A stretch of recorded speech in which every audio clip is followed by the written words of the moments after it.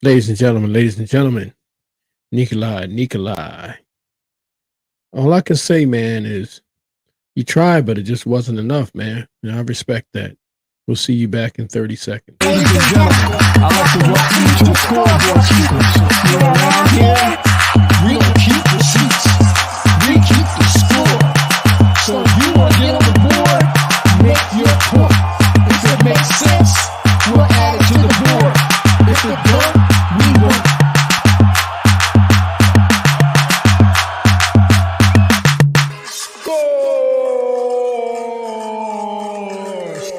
Scoreboard keepers.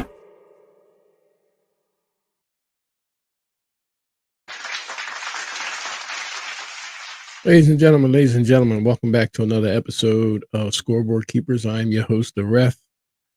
Around here, we don't keep receipts, we keep the score. We know men and women lie, but numbers don't. Today's topic is, the United States, of course. The United States had a good game. Kevin Durant was unconscious and, going up against, Nikolai, the Joker, man. Going up against Nikolai, man, one of the toughest that they are, I was surprised at the stat when he's, if you look at the what's on the board, I'm surprised at that stat. Like it's minus 26 when he's not on the floor. And I'm going to assume that's with Bogdanovich on the floor when he's not on the floor. Man, look, the United States is tough, man. They got a tough team. They put that team together right this time. And I know the Serbians, they have a lot of pride. I know they love their basketball. But beating this team, beating the United States right now is that you're asking for a lot. You're asking for a lot. And the United States put it down. They came out, they looked like they were ready to go. They weren't trying to get off to a slow start. They made some immediate changes. And and I think that worked out. You didn't even see Tyreke Halliburton. You didn't see Halliburton. You didn't see Jason Tatum. And I believe that they were saving them guys for Wednesday when they play that South Sudan team again, which everybody keeps talking about. I just don't think that listen, when the United States wants to hunker down, right, and they really want to want to do something to you, like really. Who can really stop that? What team in this tournament can really stop that? I mean, seriously, we know that there's a Cinderella all the time. We know anything can happen, but I'm just saying with this team here, it's going to take a tall task to beat them dudes. Like you may try to sneak up on them and try to catch them sleeping, it's probably the best time to catch a team like that. But I'm telling you, if they see you coming, which I believe they will now when they play South Sudan, I don't believe that there's anybody that can really, I don't really believe that there's anybody that can stop them. I just don't. I just don't believe there's anybody that can stop them. And Joker, Joker's a tough player. Joker's a tough player. And I love that they took Embiid out early, so it wasn't like a personal friendly thing. And, AD came in there handling his business and Bam Adebayo handling his business. I'm glad they kind of took him out of there. Joel Embiid only had 4 points, but, it just seems like it could have turned into like a Embiid versus Joker. And that's not what they're trying to do here. They made those changes. And then before you knew it, that lead had ballooned up to some upwards of 15 points. It was tight at first, but, Kevin Durant was unconscious. But Nikolai, man, you'd be surprised. He only played 14 minutes, and I mean 31 minutes. Excuse me. He played 31 minutes, and he had 20 points. Yes, he had 20 points. In that 31-minute time, and he played longer than the rest of his players.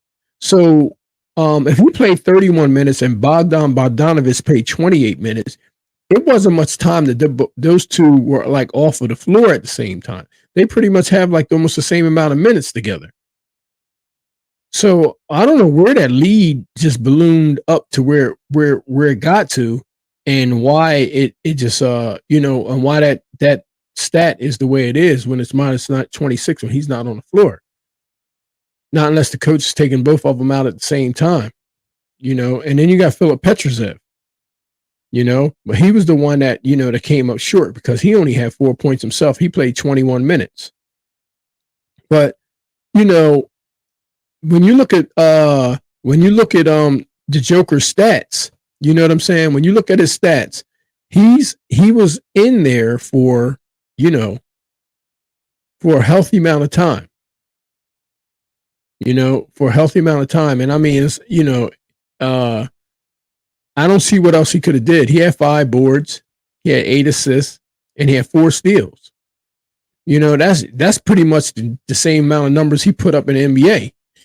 Even though sometimes he is a walking double-double. But I mean, he wasn't lacking. He was busy. He was busy. He was most definitely busy. So I don't know. Like I said, I don't know what people expect from him.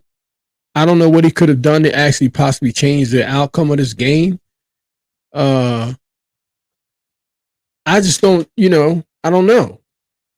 I don't know. I don't know what he could have done to possibly change the outcome of this game, but the United States is a tough customer, man.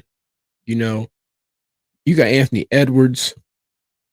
I mean, what is it going to look like with him and KD gel? What is it going to look like? Let's get this clock started, people. I want y'all to like, share, and subscribe, and I want y'all to comment down bottom on what I'm about to ask. If you had this team that's on the USA team right now, if you had these players, who would be your starting 5? What the reason I'm asking that is because they have so many weapons and so much talent. It would have to come down to a chemistry situation. A chemistry situation. It would have to be the best players on the floor that can actually be cohesive together. And I would like to know, because obviously there were some people today that had some problems with the starting lineup and who was playing and so on and so forth, not realizing that they're actually probably running it like they do during the NBA, where they give players the night off. It's no different. I don't believe there's any different. I don't believe that everybody's going to play every night. I believe there's going to be some nights where players can rest and then come in and be full strength for the next game. That keeps the pressure on the opponent. But the Joker, man, he means a lot to that team, man. I mean, man, you represent your country with all that pride, and you just come up short. You don't have the firepower, man. 5 of him, then you'd have a problem. But after they may have 3 guns. They may have 3 good guns, and then the rest may be role players that hustle and do all the other things. But if you had 5 of him, you may run into a problem. But it could take 5 of Jokers. It could take 5 Jokers to beat this United States team. But I've also been watching France. Also, France looks like they could cause some problems for the United States. Also, I know people are not paying attention to them, but I think that they could pose a big time threat. You got Nicholas Batum over there. You they got some bigs. You got Wemby. Like them dudes They can play defense and they can score. They can play defense and they can score. So it would be interesting to see how they play against that team. But I actually think that the United States are going to beat them playing small ball. Going to play playing small ball, and then they're probably going to put a big body on Wemby. It'd be interesting to see who he's going to guard for the United States. But for Joker and Serbia, I'm going to keep an eye on them too to see how they respond after this loss to the United States. Are they going to just pack it in, or are they going to put up a fight in the next game? See where they can, see where they end up. Because when you come out of the gate, and you lost to the United States 2 times in like the last 3 weeks, they may be, some teams may be trying to pack it in. You never know. If it's gold or bust for you, some of your teammates may want to pack it in. Like, you don't know. You don't know who you got with you, until the shit hits the fan. And then you find out who's with you in the foxhole. But Joker, coming off of a tough NBA season and then right into this Olympic situation, I don't know how they're gonna respond after this loss. And I mean, this was like a kind of like a tail whipping too. They took a tail whipping. Joker took a tail whipping, and I mean, he was excited in that first exhibition game. He was showing all kinds of excitement. He was trying to pump his team up. He was trying to get them ready to play. And their fans, they show up. They even show up when he's playing in Denver. Those fans show up and they're very passionate about the game of basketball. So you can't do nothing but respect that. Respect and appreciate it, because the game is kind of trying to go globally right now. But like I said, I've been watching this this thing, as far as like these ambassadors from different, especially Canada. I mean, you basically got NBA players in all these countries now, except a few. And it's funny because, like, when these teams were being assembled, I was like, oh, well, I didn't know he was from Canada. I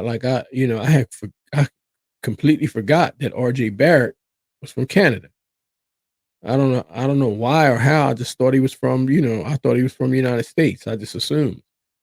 But I didn't realize that they had that much NBA talent on that roster.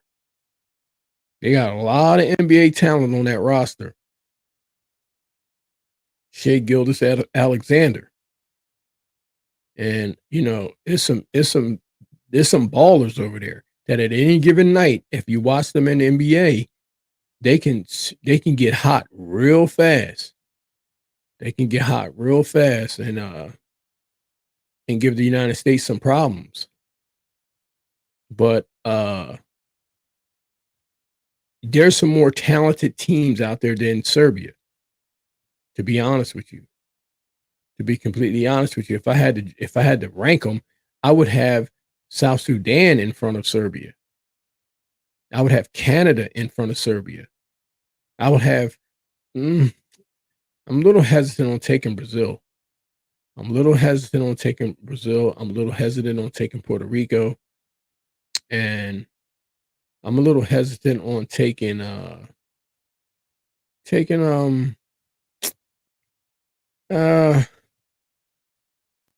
Germany. I believe Germany's in front of Serbia also. I believe that they have watching them when they played the United States in the exhibition game. They had a lot of chemistry going on there. It looked like they had been playing together for some time for the majority of those players. The chemistry. And I think that's what the United States runs into a lot of times, that most of those players been playing together for 365 days of the year. And then you just add more talent in there. You add a few more pieces in there, and that makes them a pretty decent ball team. But the United States, you just assemble them, and then you start adding people. You don't, like they added Derek White, and then you hope that they can build chemistry as fast as possible, which they seem to be doing, and that's what professionals should do. But as far as Serbia goes, I'm not surprised at what the United States did to them. I'm not surprised at all. I think that they should do that to a few teams. I think now it's time for them to turn it on, not come out here being out hustled. I'm not surprised at this stat. What I am surprised about with this stat with Joker is that he shouldn't make that much of a difference to the United States, whether he's on or off the floor. Not that much difference. He should not be controlling the game. That's, to me, that number right there shows respect. Too much respect. It shows too much respect. Everybody knows who he is, but listen, this is different now. This is for a gold medal. It's for your country. It's for, it's for your pride. And I just think that that's too much of respect, to be honest with you, for him to go off, and then he covers a 26-point deficit when he comes on the floor. I just don't think it should be like that. I don't think it should be like that. I also don't like how the United States sometimes seems to play a certain type of basketball that is not cohesive with the talent that's on the floor. I believe that they're stifled sometimes. It's almost like, they don't have their foot all the way on the gas. You understand what I'm saying? For lack of better words, it's almost like they're being held back, trying to run something or trying to force feed something so it looks a certain way versus playing off of their talent and letting their talent just come all out and be displayed. Sort of like when Serbia played them the first game. Sort of like how South Sudan played them the first game. It's like everybody was standing around. Everybody was looking around. The ball wasn't moving. They were trying to run an offense that they couldn't run instead of just getting out there and playing the game that they've been playing their entire life. Get out there and play the game. It's no different than you walking in the gym and doing what you used to do before you got to the league. And I think that sometimes hinders that team from being the best that they could possibly be. I know that first super team, man, look, that team with Michael Jordan and Magic Johnson and Charles Barkley and them, listen, them boys was coming to play ball. They didn't care about nothing else except destroying you. You was Angola. They were coming to do exactly what they came to do, which was seek and destroy. And that's probably the greatest Olympic team of all time, in my opinion. I don't think this team matches up to that or imposes their will like that team did. But ladies and gentlemen, that was my 10 minutes. And Joker, I wish you well in the rest of the Olympics. Congratulations for even making it to the Olympics. I hope you find yourself on the podium getting some type of medal. But at the end of the day, the United States is on a mission, and I believe they're going to try to accomplish that mission. Ladies and gentlemen, like, share, and subscribe down the bottom. Come and join me. Leave some comments. Let's engage. I'll see you on the next episode of Scoreboard Keepers. Peace.